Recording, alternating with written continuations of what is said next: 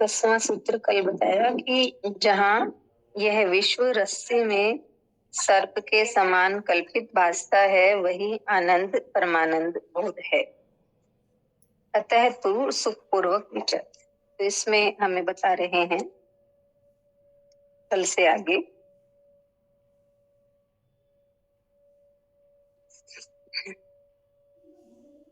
आज सामान्य मनुष्य को भी घर में जितनी भौतिक सुविधाएं प्राप्त है, उतनी 500 वर्षों पहले बड़े बड़े संपन्न व्यक्ति को भी प्राप्त नहीं थी। फिर क्या कारण है कि मनुष्य दुखी है?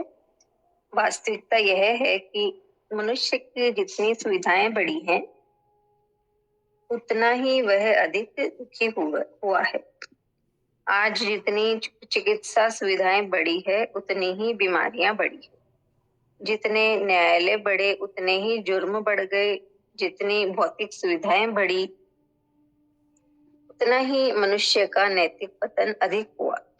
जितना ज्ञान बढ़ा, उतना ही अज्ञान भी बढ़ गया।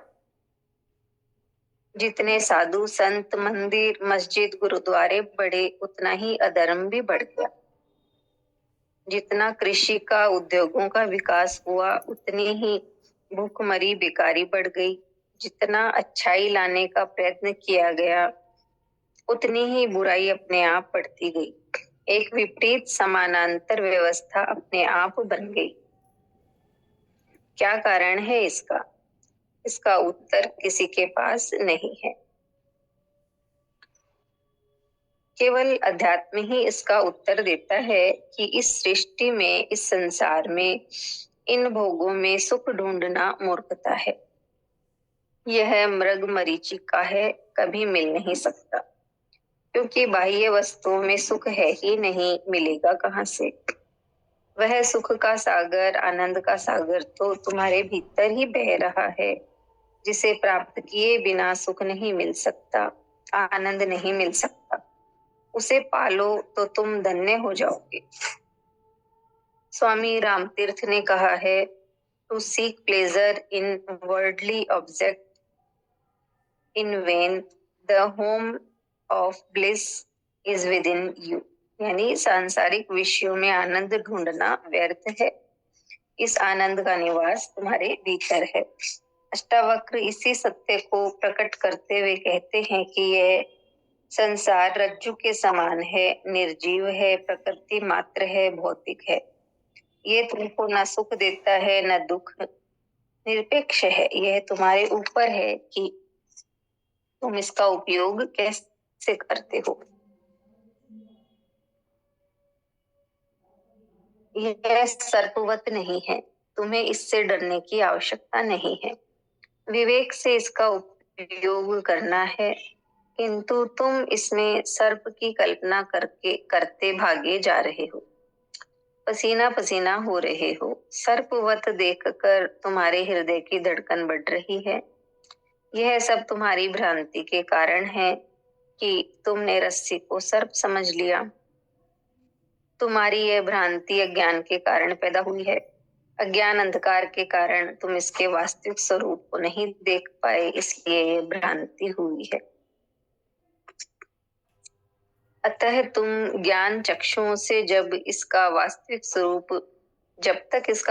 स्वरूप नहीं देख लोगे, तब तक भ्रांति मिटेगी नहीं।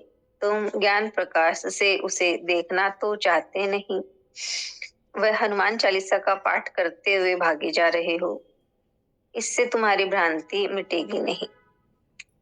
वह तुम्हारी मानसिक दशा है। यदि भाग भी गए तो वही सर्प स्वप्न में तुम्हारी छाती पर चढ़ बैठेगा। अतः इस मानसिक बीमारी का इलाज केवल प्रत्यक्ष दर्शन है, कि तुम वास्तविकता जान लो, अपनी आंखों से देख लो। अन्य विधि काम नहीं आएगी। यही इस सूत्र का सार है। साथ ही अष्टावक्र जी कहते हैं कि वह संसार सत्य है या असत्य, अच्छा है या बुरा, रस्सी है या सर्प, इससे कोई प्रयोजन नहीं। तू संसार नहीं है, न तू संसारी है। तेरे लिए भय का कोई कारण नहीं है। तू आत्मा है, जो आत्मा परमानंद का भी आनंद है। फिर तेरे में दुख भय आदि कैसे व्याप्त हो सकते हैं? तू ज्ञानी ही नहीं है, स्वयं ज्ञान है, बोध है। इसलिए तू सुख पूर्वक विचर।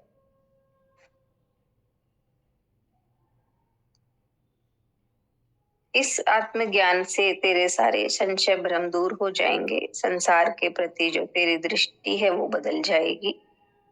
जिस प्रकार स्वप्न में किसी को देखकर भय लगता है, किंतु स्वप्न टूटने पर भय दूर हो जाता है, उसी प्रकार अज्ञानी ही संसार से भयभीत होता है। ज्ञान होने पर वह इस काल्पनिक भय से मुक्त हो जाता है।